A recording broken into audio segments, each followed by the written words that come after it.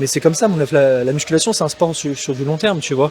Faut être patient, en fait. Faut prendre son mal en patience. Pour ça, scroller toute la journée, voir des mecs ultra stock, c'est sûr que, ouais, enfin, c'est bien, ok, ça peut te donner de la force, mais ça peut aussi te démoraliser, te dire, putain, ils ont des énormes physiques. Et voilà, tu vois.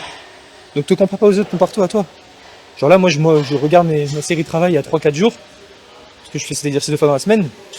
Bah, je vois encore une fois que la vitesse de la phase concentrique sur la dernière rep est pas aussi rapide que là, tu vois. Et donc c'est une forme de surcharge. Mais moi, au début, peut-être oui, tu presses en rep, en charge, mais au bout d'un moment, quand t'as plus de 25 ans de training comme moi, ça va être compliqué, tu vois.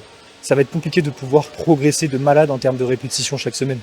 C'est compliqué. À part si tu changes de programme encore une fois, parce que si tu changes de programme encore une fois, tu vas changer l'ordre des exercices, tu vas changer potentiellement des exercices.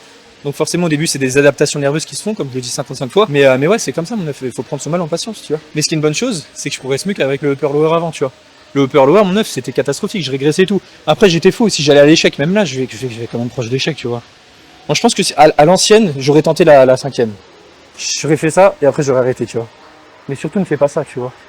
Bah, si tu vois que la dernière rep que tu fais, elle est vraiment très dure, genre tu vois que la vitesse de la phase concentrique est vraiment très lente et tout, involontairement, donc t'es le plus explosif, c'est lent, comme là, ne tente pas la dernière, tu vas te cramer pour rien, tu vois, t'as le reste des exercices à assurer, et ta marge de progression va être à chier, tu vois. Donc garde une rep en réserve. Et je dis ça pour vraiment les personnes qui savent juger leur proximité. Si tu ne sais pas juger ta proximité, va à l'échec.